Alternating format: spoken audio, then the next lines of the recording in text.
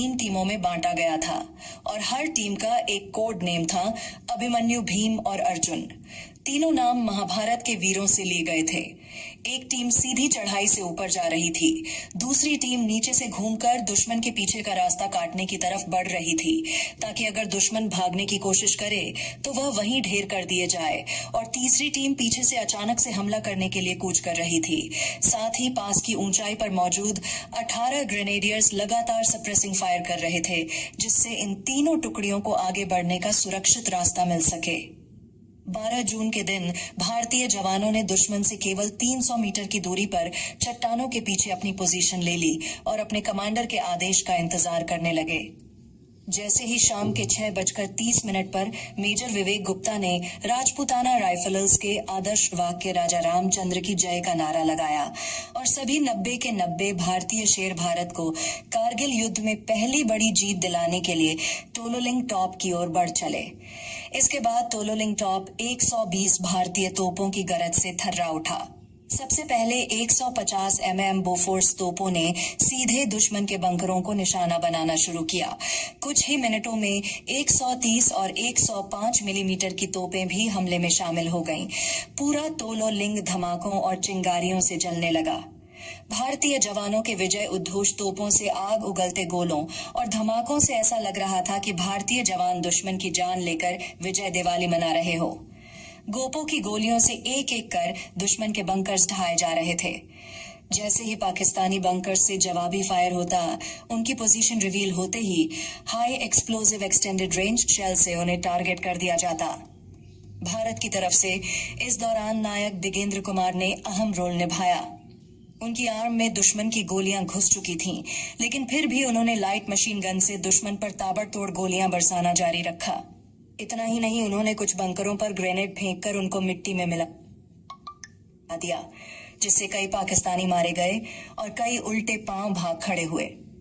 भारत का यह हमला इतना सटीक और घातक था कि पाकिस्तान सेना की तरफ से अब सिर्फ इक्का दुक्का फायरिंग और मोटर्स ही रुक रुक कर आ रहे थे।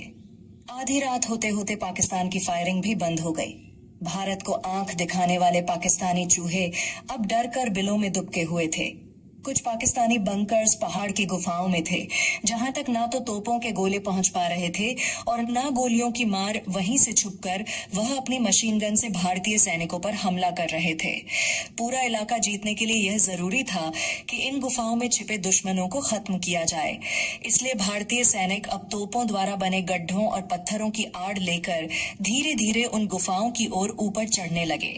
वहां दुश्मन के करीब पहुंचने पर उनके सामने यह एक बड़ा चैलेंज था कि उन्हें ग्रेनेड फेंककर दुश्मन के बंकरों को डिस्ट्रॉय भी करना था और सामने से हो रही फायरिंग से खुद को बचाना भी था।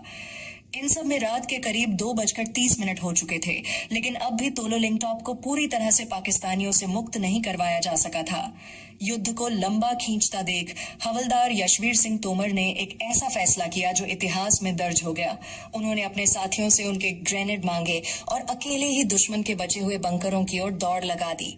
दौड़ते हुए वह एक हाथ से राइफल चला रहे थे और दूसरे हाथ से पाकिस्तानी बंकरों पर ग्रेनेड बरसा रहे थे। उन्होंने पाकिस्तानी बंकरों पर लगातार 18 ग्रेनेड फेंके, जिनकी चपेट में आकर कई दुश्मन ढेर हो गए।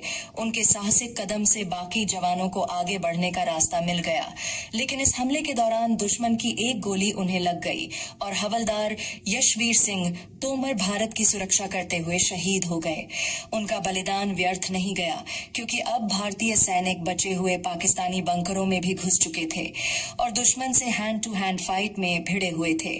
1.5 घंटों तक पहाड़ की ऊंचाई पर भयंकर हाथापाई होती रही और सुबह के करीब 4 बजे सभी पाकिस्तानियों को मौत के घाट उतारकर टोलोलिंग टॉप को जीत लिया गया।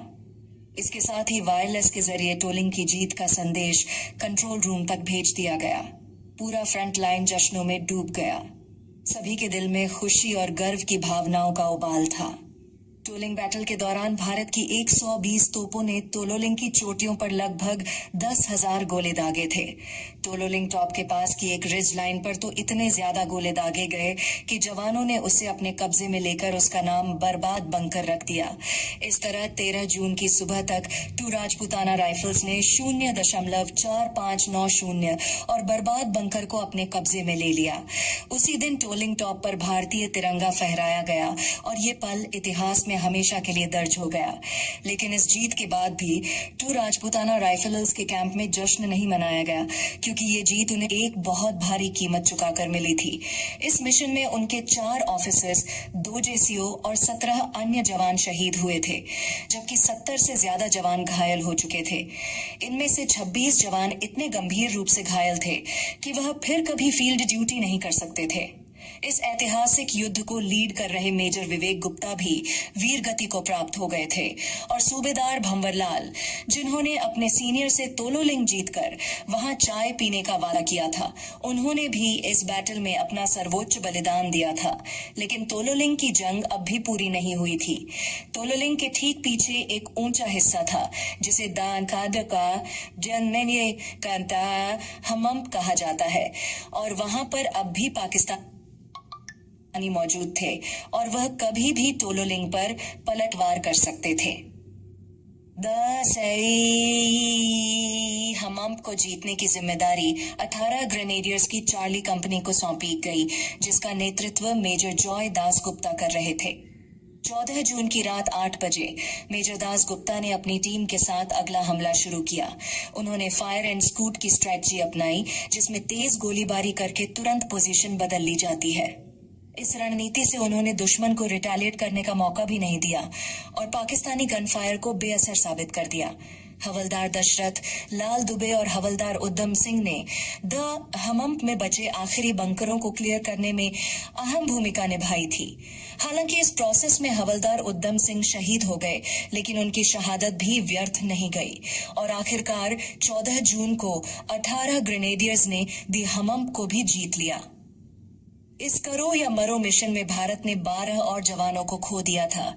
आगे 18वीं रॉयल गढ़वाल राइफल्स की चार्ली और डेल्टा कंपनीज को द्रास एरिया में ही स्थित 4700 को जीतने की जिम्मेदारी दी गई। 0.4700 तक पहुंचने के लिए तोलोलिंग पर चढ़ाई के दौरान दुश्मन का एक बम ठीक नायक कश्मीर सिंह के बगल में आकर फूटा और उनका हाथ शरीर से टूटकर अलग हो गया। शरीर से खून की धार फूट पड़ी, लेकिन उनके रगों में भारत की जीत की जिद इस कदर दौड़ रही थी कि वह रुके नहीं। नायक कश्मीर सिंह अपना कटा हुआ हाथ उठाकर दुश्मन की तरफ बढ़ते रहे, लेकिन उनकी हालत को देखते हुए जबरन उन्हें स्ट्रेचर पर लेटाया गया। इस दौरान उनके आसपास खड़े सैनिकों में से किसी ने पूछा, टाइम क्या हुआ है?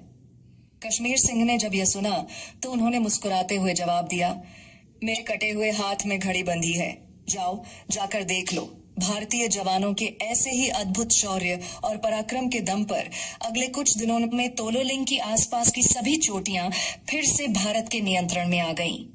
युद्ध के मैदान में जगह जगह करीब 50 पाकिस्तानी जवानों की लाशें बिखरी हुई थीं, जिनकी सुध लेने वाला वहां कोई नहीं था।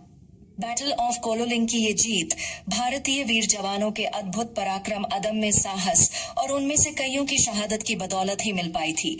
इसलिए कारगिल वॉर खत्म होने के बाद भारत सरकार ने उनका सम्मान गैलेंड्री अवार्ड देकर किया। मेजर राजेश अधिकारी, मेजर विवेक गुप्ता और नायक दिगेंद्र कुमार का सम्मान महावीर चक्र देकर किया गया। वहीं captain Sachin Nimbalkar, lieutenant colonel R Vishwanathan, colonel M B. Ravindranathan, हवलदार यशवीर सिंह, सूबेदार भंवरलाल हवलदार, उद्यम सिंह, कैप्टन विजय थापर और नायक कश्मीर सिंह का सम्मान वीर चक्र देकर किया गया। युद्ध में मेजर जॉयदास गुप्ता के योगदान को देखते हुए उन्हें सेना मेडल से नवाजा गया। तोलोलिंग की जीत ने भारतीय सेना को एक रणनीतिक बढ़त दी, जो आगे कारगिल के युद्ध में अहम साबित हुई। तोलोलिंग के कंट्रोल में आने की वजह से भारतीय सेना NH-1A पर से न केवल पाकिस्तानी निगरानी हटाने में सफल रही, बल्कि NH-1A पर फिर से इंडियन आर्मी की मूवमेंट भी तेज हो गई। इसके साथ ही ऊंचाई से बाकी जगहों पर भी दुश्मन की कई इंपॉर्टेंट पोजीशंस और मूवमेंट पर सीधी नजर रखने का रास्ता खुल गया। लेकिन यह बस कारगिल वॉर की जीत में पहला कदम था। आगे का सफर और भी बड़ी बड़ी चुनौतियों से भरा हुआ था। इसमें सबसे कठिन लड़ाई खालूबार की होने वाली थी।